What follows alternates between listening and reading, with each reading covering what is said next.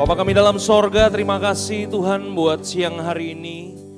Kalau siang hari ini kami boleh ada, kami boleh berjumpa dengan saudara seiman kami, memuji, memuliakan nama Tuhan dimanapun kami berada. Kami percaya tidak ada satupun yang bisa membatasi kuasa Tuhan untuk kami boleh mengalami Engkau hari ini ya Bapa. Nyatakan kuasa-Mu pada siang hari ini ya Tuhan, kami perlu firman-Mu. Berfirmanlah buat setiap kami, berikan pewahyuan yang segar dalam kehidupan setiap kami. Kami percaya pewahyuan firman Tuhan mengubahkan kehidupan kami, memperbaharui cara berpikir kami. Kami percaya kami pulang dari tempat ini, kami gak akan pernah sama lagi. Yang lemah dikuatkan, yang miskin diperkaya, yang sakit disembuhkan, yang punya masalah Tuhan berikan kemenangan. Urapi mulut bibir hamba-Mu ini ya Bapa. Biar Tuhan terus berikan keberanian kepada hamba-Mu ini untuk menyampaikan firman Tuhan yang murni dan yang rohani. Terima kasih ya Bapa, kami sambut kebenaran-Mu di dalam nama Tuhan kami Yesus Kristus. Setiap kita yang percaya dan siap diberkati dengan kebenaran firman Tuhan, sama-sama kita katakan, berikan tepuk tangan yang paling meriah buat Tuhan kita Yesus. Silakan duduk Bapak Ibu Saudaraku terkasih dalam Tuhan. Shalom semua. Bagaimana kabarnya? Luar biasa, bersama dengan Yesus kita pasti luar biasa ya. Amin ya Bapak Ibu ya. Ya ini saya kaget sebenarnya ya. Beberapa waktu yang lalu saya melayani masih di BSD Junction ya, sekarang udah pindah kemari dengan tempat yang lebih bagus, lebih baik. Dan hari ini terima kasih Pak Steven buat kepercayaannya untuk saya bisa menyampaikan firman Tuhan. Ya, langsung kita buka Alkitab kita aja Bapak Ibu. Ya, di dalam Matius 18 ayat yang ke-18 sampai dengan ayat yang ke-20. Apa kata firman Tuhan buat setiap kita? Saya percaya hari-hari terakhir ini ya, masa-masa yang sukar hadir dalam kehidupan setiap kita. Oleh sebab itu kita perlu diperlengkapi dengan kuasa dari tempat yang maha tinggi untuk kita bisa menerobosi semuanya dan kita muncul sebagai pada pemenang. Yang setuju katakan amin. Ya, Matius 18 ayat yang ke-18 sampai dengan ayat yang ke-20. Kalau Bapak Ibu Saudaraku terkasih dalam Tuhan baca Alkitab di tab ataupun di handphone Bapak Ibu, ini tulisannya warna merah. Apa artinya kalau tulisan warna merah? Ini adalah perkataan Yesus, oke? Apa perkataan Yesus buat setiap kita pada siang hari ini? Alkitab berkata begini, aku berkata kepadamu sesungguhnya apa yang kamu ikat di dunia ini akan terikat di sorga. Dan apa yang kamu lepaskan di dunia ini akan terlepas di sorga. Jadi ini adalah hal yang dahsyat dalam kehidupan setiap kita. Ketika kita menerima Yesus sebagai Tuhan dan Juru Selamat, Tuhan memberikan kuasa ini kepada setiap kita. Kuasa dari tempat yang maha tinggi ini tidak diberikan kepada denominasi Bapak Ibu. Tidak diberikan kepada sinode, tidak diberikan kepada bangunan gereja. Kuasa dari tempat yang maha tinggi ini diberikan buat setiap orang percaya yang hidup di zaman perjanjian baru. Kuasa dari tempat yang maha tinggi ini diberikan kepada saudara dan saya. Dan ini adalah kuasa yang begitu luar biasa karena Alkitab katakan apa yang kau ikat di bumi ini akan terikat di sorga. Apa yang kau lepaskan di bumi ini terlepas di sorga. Jadi apapun hari ini persoalan kita, apapun hari ini tantangan-tantangan dalam kehidupan setiap kita, percayalah kuasa Tuhan telah dicurahkan dalam kehidupan setiap kita. Ayat yang ke-19 firman Tuhan katakan apa? Dan lagi aku berkata kepadamu, jika dua orang daripadamu di dunia ini sepakat meminta apapun juga, perhatikan baik, permintaan mereka itu akan dikabulkan oleh Bapakku yang di sorga. Bonus buat saudara ayat yang ke-20 firman Tuhan katakan begini. Sebab di mana 2 atau 3 orang berkumpul dalam namaku, di situ aku ada di tengah-tengah mereka. Bapak Ibu saudaraku terkasih dalam Tuhan familiar ya. Dengan ayat yang ke-20 ya. Benar enggak? Cuman masalahnya kadang-kadang ayat yang ke-20 ini kadang-kadang disebutkan hanya untuk jadi gimmick aja Bapak Ibu. Ya, kalau kebaktian yang kita hadiri sepi, biasanya kan worship leader ya kan pakai ayat ini, ya kan supaya apa? Menenangkan jemaat Bapak Ibu ya. Bapak Ibu Saudaraku terkasih dalam Tuhan, berapapun yang hadir hari ini, kita percaya bahwa 2 atau 3 orang berkumpul dalam namaku, ya Tuhan hadir di tengah-tengah kita. Jadi hanya sebuah gimmick Bapak Ibu. Tapi sebenarnya ayat ini kalau kita perhatikan benar-benar Bapak Ibu, ayat ini memberikan sesuatu yang powerful dalam kehidupan setiap kita. Dari ayat ini kita belajar prinsip apa sih? Dari ayat-ayat ini kita belajar prinsip bahwa begini, yang paling penting bukan hanya sekedar ngumpulnya. Yang paling penting bukan hanya sekedar doanya. Bapak Ibu, ngumpul-ngumpul penting gak? Persekutuan di dalam Tuhan penting gak? Penting banget Bapak Ibu. Kekuatan orang percaya di akhir zaman itu terletak pada persekutuannya. Berdoa penting gak? Penting Bapak Ibu. Karena doa adalah nafas kehidupan orang percaya.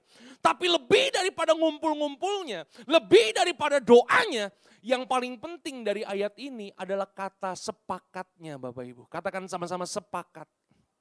Ya.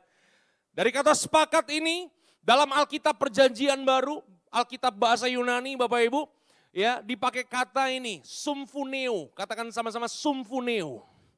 Dari kata sumfuneo kita dapat kata ini Bapak Ibu, simfoni. Ya.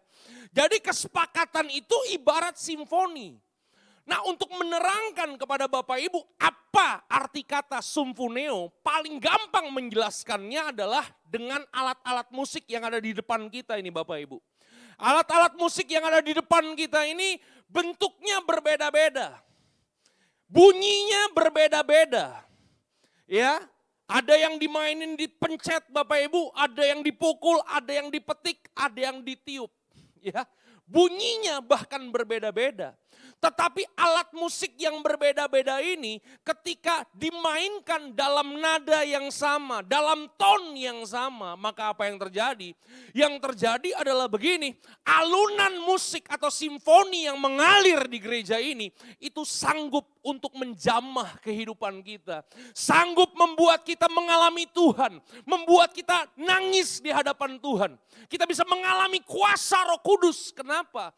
Karena alat musik yang berbeda-beda ini ketika dimainkan dalam sebuah kesepakatan Bapak Ibu akan menarik kuasa Tuhan dan mampu menjamah kehidupan setiap kita yang percaya katakan amin. Oleh sebab itu kita sebagai keluarga besar Gereja Bethel Indonesia Bapak Ibu, saya mau kasih tahu bahwa begini, mungkin ada beberapa di antara kita bahkan semua di antara kita dari latar belakang keluarga yang berbeda. Ada beberapa di antara kita dari latar belakang status sosial yang berbeda, latar belakang pendidikan yang berbeda, bahkan ras yang berbeda. Ada yang mata sipit, mata belo, ada yang kulit hitam, kulit putih, rambut keriting, bahkan rambutnya di rebonding juga ada. Saudara mau gemuk, mau kurus, mau tinggi, mau pendek Bapak Ibu. Setiap kita bisa beda-beda Bapak Ibu. Tapi kalau kita hidup dalam kesepakatan, makanya begini, komunitas di tempat ini, di gereja di tempat ini bisa menyatakan kuasa Allah. Percayalah apa yang kau ikat di bumi akan terikat di sorga. Apa yang kau lepaskan di bumi terlepas di sorga. Yang mengerti berikan tepuk tangan yang paling meriah buat Tuhan kita Yesus. Ini kuasa yang luar biasa yang perlu kita miliki dalam kehidupan kita. Dalam kehidupan gereja kita, dalam kehidupan komunitas kita, dalam kehidupan keluarga kita, dalam kehidupan pernikahan kita bahkan Bapak Ibu. Ini Alkitab Perjanjian Baru. Apa kata Alkitab Perjanjian Lama buat setiap kita? Coba kita buka Alkitab kita dalam Mazmur 133 ayat yang pertama sampai dengan ayat yang ketiga. Mazmur 133 ayat yang pertama sampai dengan ayat yang ketiga firman Tuhan katakan begini.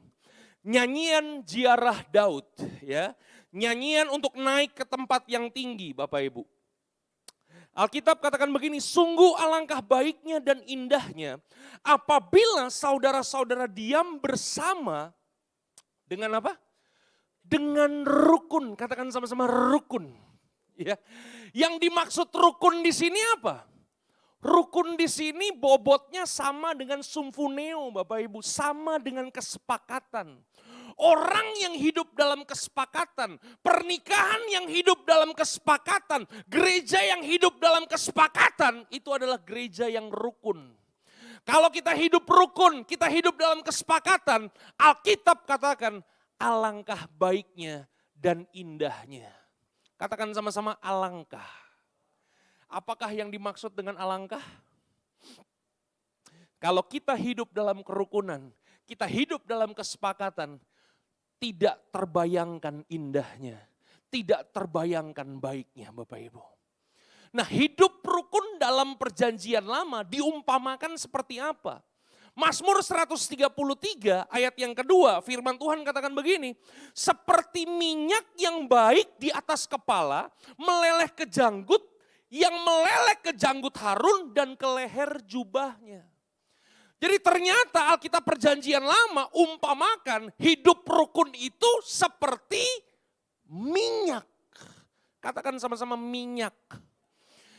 Nah pertanyaannya nih minyak di sini nih minyak apa nih? Ini bukan minyak goreng bimoli Bapak Ibu yang sedang langka hari-hari ini, ya kan? Minyak di sini apa? Minyak di sini adalah minyak urapan Bapak Ibu. Ya. Kenapa kerukunan diumpamakan seperti minyak urapan? Kalau Bapak Ibu baca perjanjian lama dalam kitab Keluaran pasal yang ke-30, waktu Allah menyuruh Musa untuk membuat minyak urapan, ternyata begini Bapak Ibu, bahan dasar untuk membuat minyak urapan itu bukan terbuat dari satu bahan. Bahan dasar untuk membuat minyak urapan itu terdiri dari berbagai macam jenis bahan Bapak Ibu. Ya, ada tebu, ada minyak zaitun, ada mur, ada kulit kayu, berbagai macam bentuk bahan, baunya beda-beda Bapak Ibu. Tapi ketika diracik menjadi satu, diolah sedemikian rupa, ketika diperas dan mengeluarkan minyak. Dan yang menariknya adalah begini Bapak Ibu, barang apapun atau siapapun orangnya yang terkena oles minyak urapan ini, maka apa yang terjadi? Kuasa Tuhan akan turun menjamah benda atau orang tersebut. Bapak Ibu Saudaraku terkasih dalam Tuhan, ternyata konsep kesepakatan atau kerukunan yang ada dalam perjanjian lama dengan perjanjian baru itu sama Bapak Ibu. Makanya hari ini kita harus belajar untuk hidup bersepakat. Kita harus belajar hidup dengan rukun. Bahkan Alkitab katakan di ayat yang ketiga dari Mazmur 133, Alkitab katakan begini. Seperti embun gunung Hermon yang turun ke atas gunung-gunung Sion. Perhatikan baik. Sebab kesanalah Tuhan memerintahkan berkat kehidupan untuk selama-lamanya. Katakan sama-sama. Tuhanlah yang memerintahkan berkat kehidupan untuk selama-lamanya. Kata yang dipakai di situ bukan memberikan berkat Bapak Ibu. Kata yang dipakai di situ memerintahkan berkat. Bapak Ibu Saudaraku terkasih dalam Tuhan lebih suka mana? Memberikan atau memerintahkan? Kalau memberikan kadang-kadang suka lupa Bapak Ibu, setuju gak? Banyak orang kayak begitu tuh ya. Saya sering begitu tuh ditelepon sama temen. Bro, nanti siang gue mau kirim makanan ke apartemen tempat lu tinggal bro. Ditungguin ya, dia mau kasih makanan, lupa. Kenapa? Memberikan, ya kan? Tapi kata yang dipakai di situ Tuhan memerintahkan. Konteks memerintahkan ini adalah konteks kerajaan Bapak Ibu. Yang memerintahkan siapa berkat ini? Raja di atas segala raja. Kalau raja yang memerintahkan berkat, saya mau kasih tahu. Bapak Ibu mau tinggal di ujung dunia yang gak ada petanya, itu berkat tetap bisa nyampe. Kenapa? Karena Tuhanlah yang memerintahkan berkat kehidupan untuk selama-lamanya. Yang percaya katakan amin. Itu dia Bapak Ibu. Nah Tuhan memerintahkan berkat kehidupan untuk selama-lamanya diumpamakan seperti embun di Gunung Hermon. Katakan sama-sama Gunung Hermon. Bapak Ibu Saudaraku terkasih dalam Tuhan, Gunung Hermon ini adalah gunung yang tertinggi yang ada di Israel Bapak Ibu. Ya, ini gunung terletak di antara 3 negara bagian. Libanon, Suriah, Israel. Gunung Hermon terletak di tengah-tengahnya Bapak Ibu. Nah bentuk gunung yang mengarah ke Libanon dan Suriah, bentuk gunungnya itu terjal Bapak Ibu, curam. Sedangkan bentuk gunung yang mengarah ke Israel, bentuk gunungnya itu landai Bapak Ibu. Makanya kalau Bapak Ibu pergi ke Israel, bulan Desember, musim dingin, orang-orang Yahudi pada main ski di sana. Kenapa mereka berani main ski? Karena bentuk gunungnya landai. Saya mau nanya, bisa nggak main ski di bentuk gunung yang terjal? Bisa mati Bapak Ibu, ya kan? Betul nggak sih? Langsung turun, ya kan, ke neraka langsung, ya kan? Tapi kenapa mereka berani main? Karena bentuk gunungnya landai, ya kan? Nah, saya mau nanya kepada Bapak Ibu, secara logika, air dari puncak Gunung Hermon seharusnya mengalirnya lebih deras ke tempat yang curam atau ke tempat yang landai. Seharusnya air mengalirnya ke tempat yang curam kan? Betul gak sih? Tapi kenapa kenyataannya justru air dari Gunung Hermon ini mengalirnya ke Danau Galilea Bapak Ibu? Kenapa mengalirnya justru ke Israel padahal bentuk gunungnya landai? Kenapa itu bisa terjadi? Karena Tuhan yang memerintahkan. Kalau Tuhan yang memerintahkan, mungkin buat kita enggak mustahil Bapak Ibu, tapi percayalah bagi Tuhan tidak ada yang mustahil. Yang mengerti katakan haleluya. Bahkan kalau Bapak Ibu saudaraku terkasih dalam Tuhan, mempelajari sejarah bangsa Israel. Bangsa Israel itu pernah perang selama 6 hari, namanya perang 6 hari. Atau yang biasa kita sebut dengan perang Yom Kippur. Ya, jadi selama 6 hari bangsa-bangsa muslim yang ada di sekitar mereka, di sekitar bangsa Israel, berusaha untuk menguasai Israel.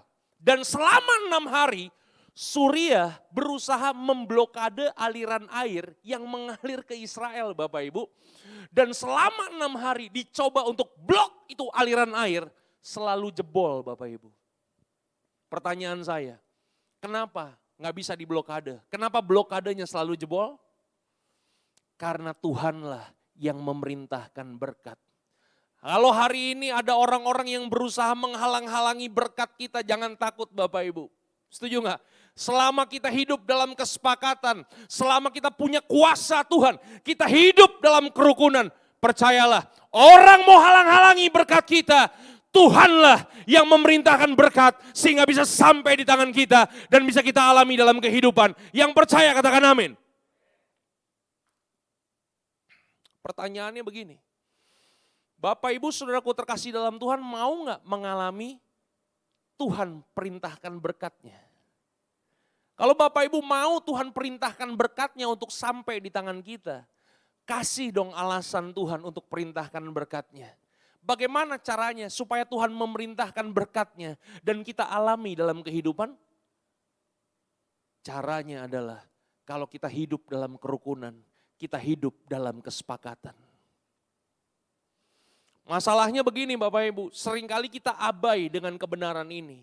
Kita nggak fokus dengan kebenaran ini, ya kan? Dan yang menariknya adalah begini, iblis tahu kebenaran ini. Makanya iblis akan berusaha sedemikian rupa untuk menghancurkan kesepakatan dari pernikahan-pernikahan Kristen. Iblis berusaha menghancurkan kehidupan berbangsa dan bernegara. Karena iblis tahu kalau orang percaya hidup dalam ketidaksepakatan, maka dia akan mudah dihancurkan Bapak Ibu. Hari-hari ini berapa banyak pernikahan-pernikahan Kristen yang kandas, yang hancur. Berapa banyak gereja bisa pecah karena apa? Nggak ada kesepakatan di dalamnya. Kalau nggak ada kesepakatan di dalamnya, maka tidak ada kuasa yang menyertainya. Yang mengerti katakan haleluya. Oleh sebab itu hari ini Bapak Ibu, saya ingin membagikan ada beberapa spirit yang menghancurkan kesepakatan.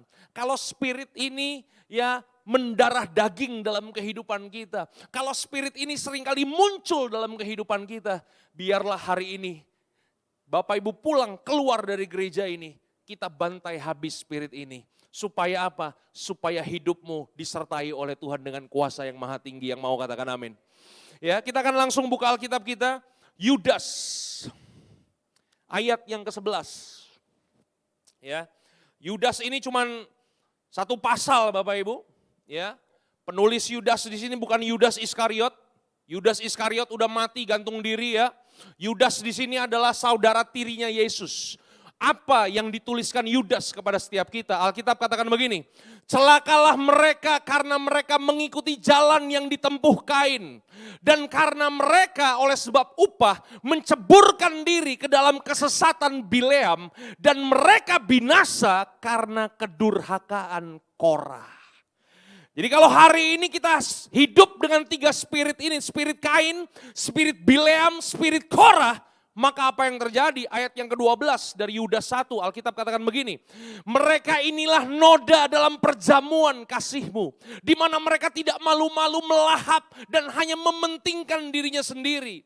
Mereka bagaikan awan yang tidak berair, yang berlalu ditiup angin. Mereka bagaikan pohon-pohon yang dalam musim gugur tidak menghasilkan buah. Pohon-pohon yang tercabut dengan akar-akarnya dan yang mati sama sekali. Ayat yang ke-13. Alkitab katakan seperti ini, ya, mereka bagaikan ombak laut yang ganas. Kelihatannya hebat, kelihatannya keren, kelihatannya dahsyat. Tapi apa yang terjadi? Yang membuihkan keaiban mereka sendiri. Mereka bagaikan bintang-bintang yang baginya telah tersedia di tempat dunia kekelaman untuk selama-lamanya. Hari ini Bapak Ibu, hati-hati dengan spirit ini. Ini adalah spirit yang menghancurkan kesepakatan. Kita hidup di dunia tanpa kuasa Tuhan. Apa yang perlu kita bantai? Yang pertama adalah spirit Kain. Katakan sama-sama spirit Kain. Ya, apa sih spirit Kain? Bapak Ibu, kalau Bapak Ibu baca Alkitab dalam Kejadian pasal yang keempat, ya, Kain memberikan korban persembahan kepada Tuhan. Habel juga mempersembahkan korban kepada Tuhan. Tapi masalahnya begini, persembahan Kain ditolak sama Tuhan. Pertanyaan saya, apakah itu salahnya Habel? Bukan salahnya Habel. Karena Kain mempersembahkan bukan yang diinginkan oleh Tuhan. Makanya persembahannya ditolak sama Tuhan. Waktu persembahannya ditolak sama Tuhan, Alkitab mencatat Tuhan datang sendiri kepada Kain untuk memberikan nasihat kepada Kain, menegur Kain. Tuhan katakan begini, hei Kain, kenapa mukamu muram? Hati-hati Kain, dosa sudah mengintip di depan pintu. Jadi Tuhan sudah memberikan peringatan kepada Kain. Tapi masalahnya begini, Kain tidak mengindahkan peringatan daripada Tuhan. Dia ajak adiknya ke padang. Waktu sampai di padang, apa yang terjadi? Adiknya disikat sama Kain. Dibunuh sama Kain. Waktu adiknya mati, Tuhan datang kepada Kain. Dan Tuhan katakan begini, hei Kain, di manakah adikmu? Bapak Ibu tahu apa jawaban dari Kain? Kain jawab begini, emang gue penjaga adik gue, dia Tuhan, gue. Nah ini spirit Kain nih. Coba katakan sebelah kanan, sebelah kiri, dia, gue. Nah, spirit Kain itu spirit apa sih? Spirit Kain adalah spirit anti hubungan Bapak Ibu. Spirit anti komunitas. Spirit yang hidup hanya untuk dirinya sendiri. Inilah spirit yang menghancurkan kesepakatan. Spirit yang menghancurkan kerukunan. Yang menghancurkan keluarga Kristen. Yang bisa memecah belah gereja Tuhan Bapak Ibu. Makanya hari ini kalau Bapak Ibu saudaraku terkasih dalam Tuhan belum tergabung dalam komsel. Saya harap hari ini Bapak Ibu saudaraku terkasih dalam Tuhan. Ya, langsung hubungi Pak Steven. Katakan kepada Pak Steven nanti pulang. Pak Steven tolong ya ajak saya untuk masuk dalam komsel. Kenapa? Karena disinilah Bapak Ibu dibentuk. Disinilah Bapak Ibu kemudian diasah. Karena apa? Karena firman Tuhan katakan begini, besi menajamkan besi, manusia menajamkan sesamanya. Kalau kita hidup hanya jadi jemaat yang datang dan pergi sesuka hati tanpa mau dibentuk. Kita hanya hidup untuk diri kita sendiri. Makanya begini Bapak Ibu, kita mau jadi orang Kristen 10 tahun, 20 tahun, 50 tahun. Hidup kita akan gitu-gitu aja. Enggak ada perkembangan, enggak ada kualitas Kristus yang muncul dari dalam kehidupan kita. Halo? Puji Tuhan yang di depan amin. Yang di belakang enggak ada yang amin nih. Padahal saya khotbah udah sampai keringetan nih Bapak Ibu ya. Halo, setuju gak Bapak Ibu? Itu dia. Makanya firman Tuhan katakan apa dalam Yakobus 3 ayat yang ke-16. Di mana ada iri hati dan mementingkan diri sendiri. Kalau kita hidup hanya untuk kepentingan diri kita sendiri, kita hidup egois, maka apa yang terjadi? Yang keluar dari dalam kehidupan kita, Alkitab katakan begini, di situ ada kekacauan dan segala macam perbuatan jahat. Bukan satu macam perbuatan jahat Bapak Ibu. Segala macam perbuatan jahat. Halo? Dan yang membuat saya menarik adalah apa hukuman yang Tuhan berikan kepada Kain? Apa hukuman buat orang-orang yang hidup hanya untuk mikirin dirinya sendiri? Kejadian 4 ayat yang ke-11 firman Tuhan katakan begini. Demikianlah firman Tuhan, kita baca sama-sama ayat yang ke-11. Maka sekarang apa? Terkutuklah engkau. Tuh kalau Alkitab perjanjian lama ngomong terkutuklah engkau. Itu kita hidup bukan hanya sekedar jadi zombie Bapak Ibu. Ya, terkutuklah engkau itu artinya apa? Tidak ada penyertaan Tuhan dalam kehidupan kita. Itu terkutuk tuh. Terbuang engkau jauh dari tanah yang mengangakan mulutnya. Untuk menerima darah adikmu itu dari tanganmu. Ayat yang ke-11 firman Tuhan katakan begini.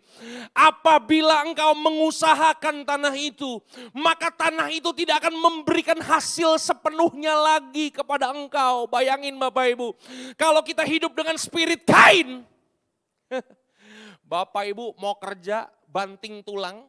Tulang dibanting-banting, Bapak Ibu mau kerja sampai keluar keringat-keringat jagung Bapak Ibu, percayalah hasil yang engkau dapatkan bukan yang terbaik. Yang engkau hasilkan semuanya biasa-biasa aja. Bahkan Alkitab katakan begini, engkau menjadi seorang pelarian dan pengembara di bumi. Itu artinya apa tuh? Ini bukan jadi backpacker Bapak Ibu. Ya kan? Oh hukuman buat Kain jadi backpacker, ya kan? Keliling-keliling, ya kan? Direkam, masukin YouTube, dapat AdSense. Bukan. Alkitab terjemahan bahasa Inggris, kata menjadi pelarian dan pengembara, dipakai kata ini Bapak Ibu. Homeless. Tahu homeless? Apa homeless? Bukan manusia gerobak Bapak Ibu ya. Homeless tuh diterjemahkan begini. Tidak ada tempat untuk pulang. Bapak Ibu setuju nggak? Kalau pulang itu adalah sesuatu yang istimewa. Setuju nggak? Kita udah kerja nih dari jam 9 pagi sampai jam 6 sore, ada yang perlu dipaksa-paksa pulang? Kita akan pulang dengan sendirinya. Kenapa? Karena pulang adalah sesuatu yang istimewa Bapak Ibu. Nah kalau tidak ada tempat untuk pulang, waduh. Makanya kalau Bapak Ibu belajar ya sejarah gereja mula-mula, salah satu hukuman yang paling menyakitkan buat orang percaya adalah kalau dia diekskomunikasi oleh gereja, dia dikeluarkan oleh gereja. Kenapa? Karena tidak ada tempat untuk pulang Bapak Ibu. Kalau zaman sekarang mah enggak ya, kalau zaman sekarang dikeluarin gereja, emang gereja cuma di sini doang, banyak masih gereja ya kan. Tapi zaman dulu dikeluarin gereja Bapak Ibu. Waduh, tidak ada tempat untuk pulang. Makanya hari ini Bapak Ibu, jangan hidup hanya untuk dirimu sendiri. Jangan hidup anti hubungan, jangan hidup anti komunitas Bapak Ibu. Ya, ini spirit yang perlu kita bantai. Ini spirit yang menghancurkan pernikahan, menghancurkan apapun Bapak Ibu yang perlu kita bantai habis. Spirit yang kedua yang saya ingin bagikan adalah spirit Bileam. Katakan sama-sama spirit Bileam. Ya, kalau Bapak Ibu baca Bilangan 22, siapa sih Bileam ini? Bileam ini adalah seorang hamba Tuhan. Dia seorang nabi Tuhan Bapak Ibu. Ya, dia bicara atas nama Tuhan. Tapi masalahnya begini, hanya karena masalah duit Bapak Ibu. Iya kan? Dia rela untuk memenuhi permintaan dari Raja Moab yang bernama Balak untuk mengutuki bangsa Israel. Tapi yang luar biasa, sekalipun Israel dikutuki Bapak Ibu, tetap yang keluar berkat juga. Halo? Nah, spirit Bileam ini apa sih yang perlu kita bantai habis? Spirit Bileam ini apa sih yang menghancurkan kesepakatan, yang menghancurkan kerukunan? Spirit Bileam inilah spirit mata duitan Bapak Ibu. Setuju nggak banyak pernikahan-pernikahan yang kandas, pernikahan-pernikahan Kristen yang hancur, masalahnya cuma satu, ini. Hah? Bapak Ibu percaya nggak ada gereja bisa pecah, komunitas bisa pecah gara-gara ini? Setuju nggak? Makanya Alkitab udah benar Bapak Ibu. Yesus katakan begini, jangan kamu menjadi hamba uang. Jangan jadi hamba uang tuh artinya apa? Kita harus jadi tuan atas uang. Bukan uang yang ngatur kita. Bukan uang yang ngatur pelayanan kita. Kita yang ngatur uang. Yang setuju katakan amin. Kalau uang yang ngatur kehidupan kita, makanya begini Bapak Ibu. Hidup kita nggak bisa jauh Bapak Ibu. Hidup kita nggak bisa besar. Kenapa? Karena hidup kita tergantung dari berapa banyak uang yang ada di kantong kita. Ada duit kita pelayanan, nggak ada duitnya kita nggak mau pelayanan. Banyak nggak yang kayak begitu Bapak Ibu? Tapi kalau di GBI Intermak BSD tidak ada yang seperti itu. Semuanya tuan atas uang kalau di tempat ini. Haleluya. Amin Bapak Ibu. Itu dia. Ya. Hari-hari ini Bapak Ibu, aduh banyak orang tuh mungkin karena cari kerja susah ya Bapak Ibu ya. Cari duit susah, banyak orang yang ketipu Bapak Ibu. Banyak orang yang ketipu dengan investasi-investasi bodong ya. Tahu nggak?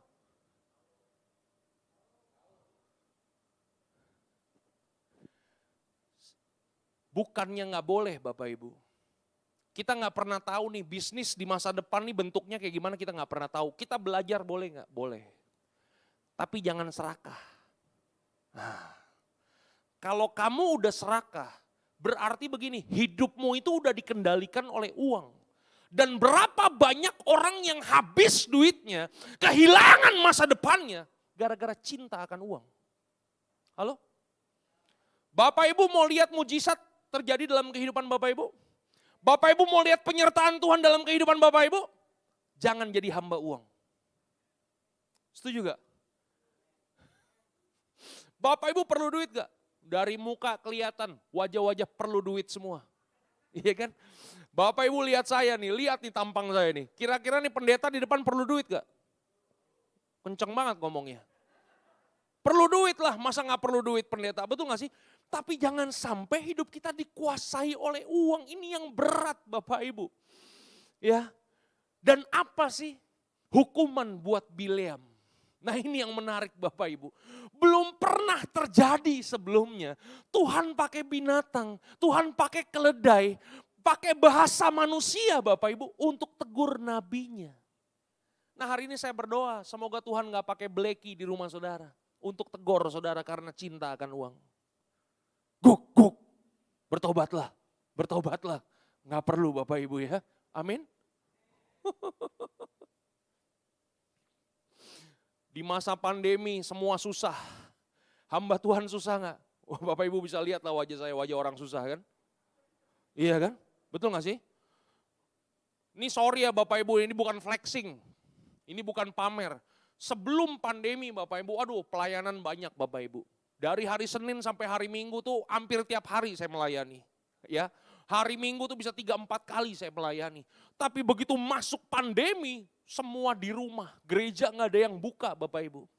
Saya punya komunitas pemuritan Bapak Ibu. Akhirnya tiap hari kita nggak bisa pakai ruangan karena saya pinjam ruangan apartemen Bapak Ibu. Akhirnya kita semua pakai Zoom. Dan hampir setiap hari saya nge-Zoom, setiap malam nge-Zoom. Belum bikin konten YouTube Bapak Ibu. Sampai kalau Bapak Ibu lihat mata saya Bapak Ibu, mata saya sebelah kiri ini udah rusak Bapak Ibu. Ya, bahkan muncul ada lipatan di mata saya sebelah kiri. Mata saya kan sipit nih ya. Ada lipatannya, tapi masalahnya sebelah kiri doang. Nah ini masalah. Kemudian saya bilang sama teman-teman saya nggak bisa nih, ya kan? Kayaknya kita perlu tempat ya, buat saya kasih kelas, saya kasih pengajaran, ya bisa onsite begitu Bapak Ibu daripada kita ngeliatin komputer terus kan. Kita berdoa, puji Tuhan Bapak Ibu. Tahun lalu Tuhan berkatin kita, ada 2 ruko Bapak Ibu untuk kita bikin pergerakan di sana. Tapi masalahnya begini, waktu saya lihat itu ruko, begitu saya masuk, ruangannya udah bau ya kan, karena udah lama gak kepake. Itu ubin pada naik semua Bapak Ibu, ya kan. Dia punya ini atasnya udah pada rontok semua, banyak jamurnya Bapak Ibu.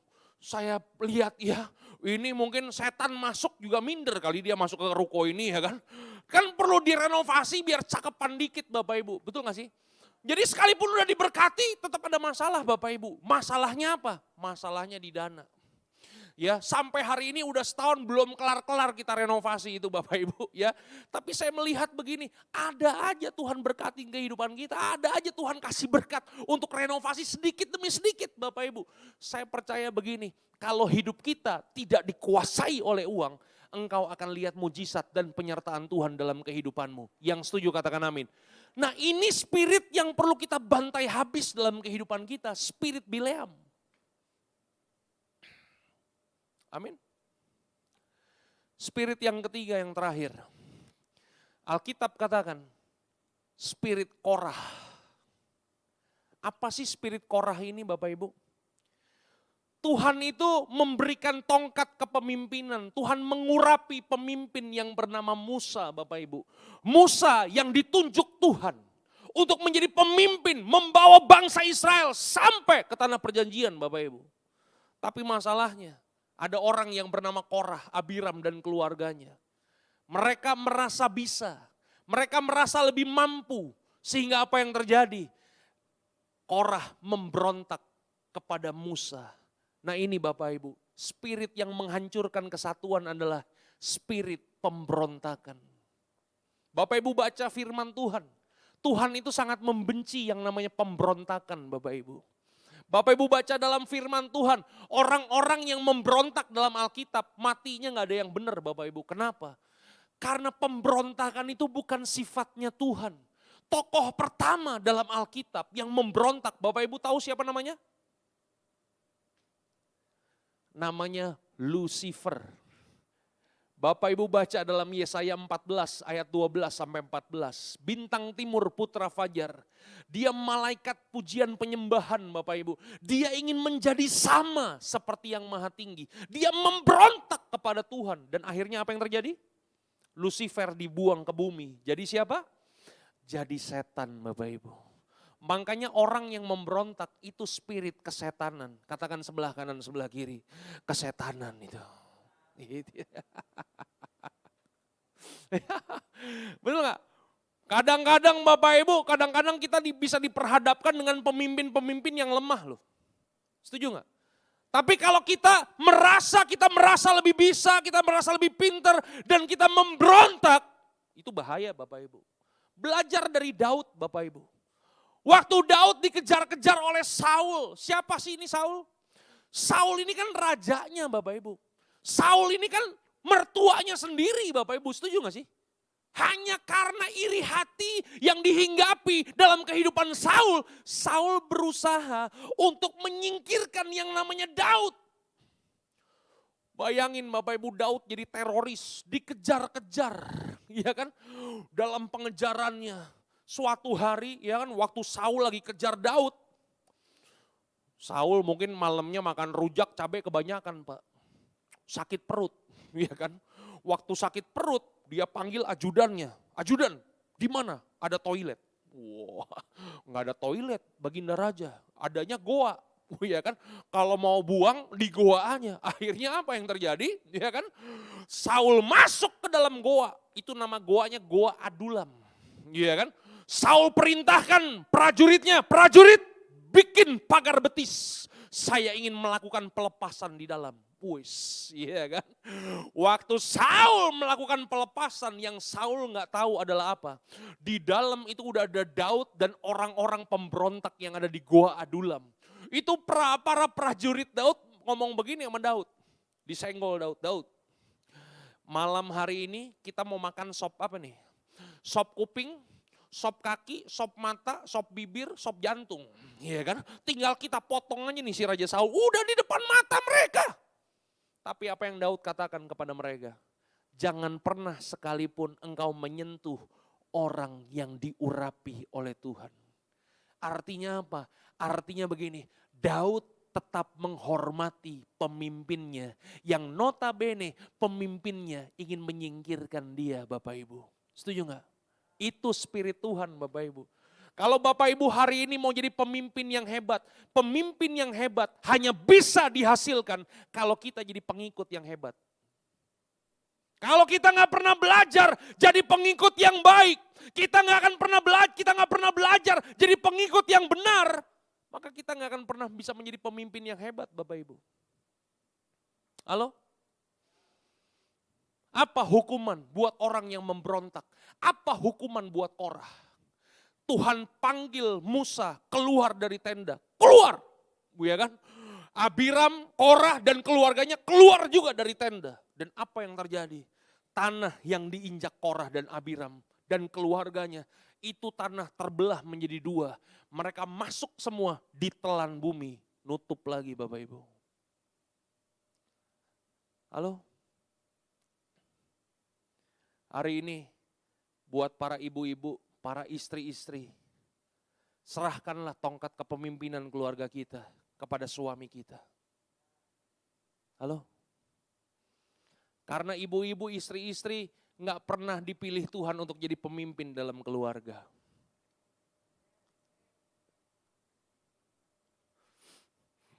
Tapi Pak Pendeta, suami saya kelemer-kelemer, nggak bisa mimpin keluarga. Bapak Ibu, iya kan? Justru kadang-kadang kita sebagai istri punya suami yang kelemer-kelemer. Kita ditunjuk untuk bantu suami kita jadi pemimpin yang hebat. Setuju gak? Itu dia. Karena di balik suami yang hebat ada apa? Istri yang hebat juga Bapak Ibu. Ya kan? Jangan sampai pemahaman kita begini. Suami memang kepala, tapi istri adalah lehernya. Ya kan? Jadi kemanapun ya kan kepala nengok digerakkan oleh ini spirit kudeta Bapak Ibu ya, nggak boleh ya kan. Hari ini ya kan buat para istri-istri, ayo serahkan tongkat kepemimpinan kepada suami kita.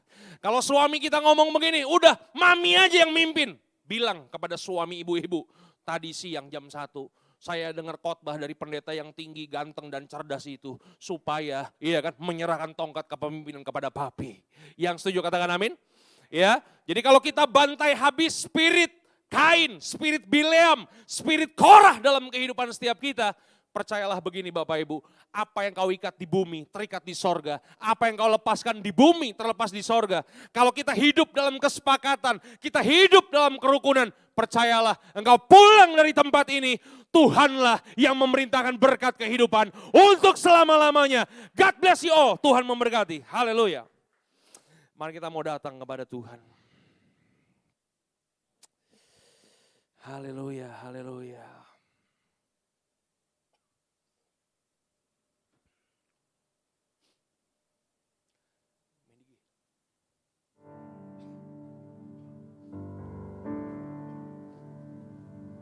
Mari kita tundukkan kepala kita di hadapan Tuhan. Haleluya.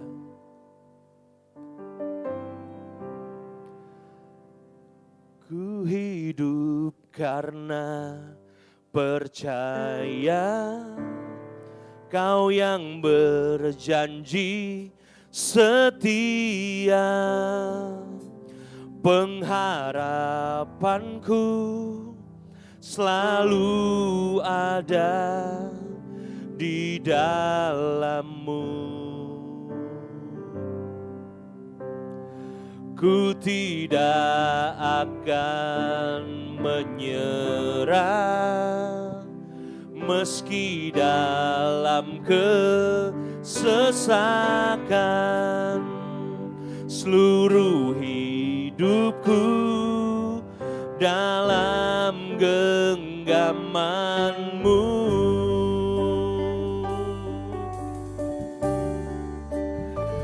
Aku punya Tuhan yang besar, yang telah berjanji, yang sanggup menggenapi.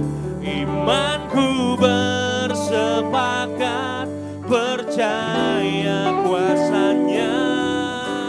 Ku terima sekarang kemenangan darimu. Aku punya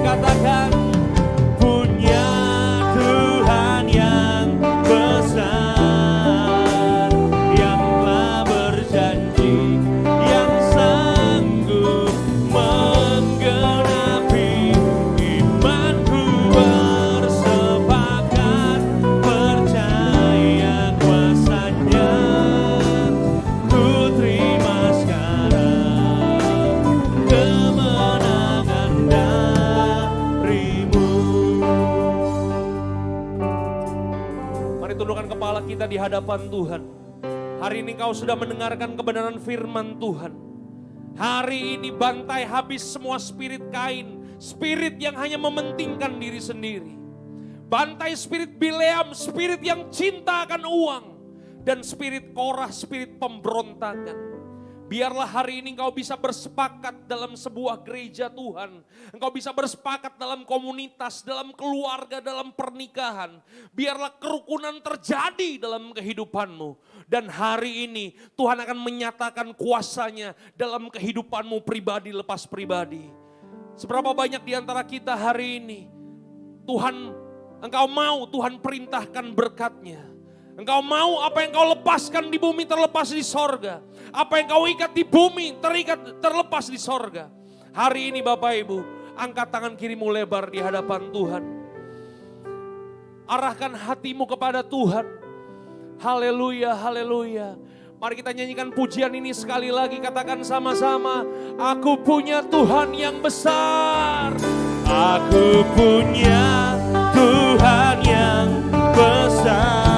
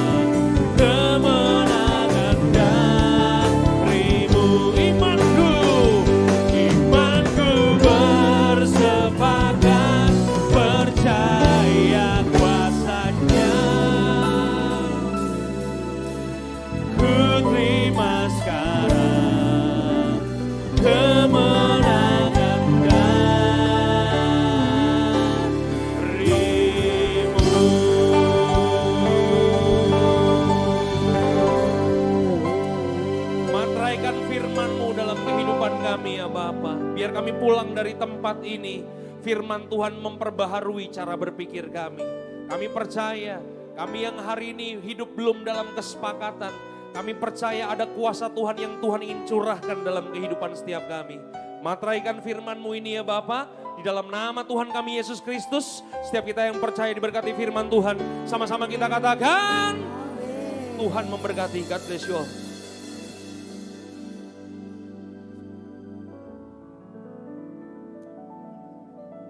Sudah diberkati Tuhan? Amin. Mari kita siapkan hati kita, kita akan tutup ibadah kita hari ini. Mari saya undang semua bangkit berdiri. Kita siapkan hati kita. Mari belajar sepakat hari ini. Dibutuhkan satu kerendahan hati untuk bisa sepakat. Untuk bisa terima satu sama lain. Di dalam kesepakatan itulah Tuhan bekerja. Mari buka hati kita di hadapan Tuhan. Katakan kepada Tuhan Allah kita. Saat kami berkumpul, Roh Allah bekerja. Ajar kami memuliakan nama-Mu. Kala hati kami mulai menyembah, berkat-Mu atas kami Tuhan. Berkat-Mu atas kami. Katakan sekali lagi. Saat kami berkumpul, Roh Allah bekerja. Ajar kami memuliakan nama-Mu. Kala hati kami mulai menyembah. Berkat-Mu atas kami Tuhan, berkat-Mu atas kami. Kasih Tuhan tak berkesudahan, tak habis-habisnya rahmat-Nya, selalu baru setiap pagi, baru setiap pagi, besar setia-Mu Tuhan, besar setia-Mu. Terima kasih Tuhan, terima kasih untuk firman-Mu hari ini. Tuhan ajar kami untuk bisa sepakat satu sama lain, supaya nama Tuhan dipermuliakan, supaya Tuhan bekerja di antara umat-Mu. Terima kasih Bapa, terima kasih. Meteraikan firman-Mu di dalam setiap hati umat-Mu, anak-anak muda di tempat ini. Terima kasih ya Tuhan, terima kasih. Sekarang gereja Tuhan, angkatlah kedua tangan-Mu, pulanglah dan terimalah berkat-berkat terbaik daripada Allah Bapa, Allah Putra, Allah Roh Kudus. Belas kasihan dan penyertaan Tuhan kita ada padamu mulai hari ini sampai selama-lamanya. Diberkati keluar masukmu, diberkati apapun yang dikerjakan tanganmu. Di dalam nama Tuhan Yesus Kristus. Semua yang percaya dan sudah diberkati sama-sama katakan, amin.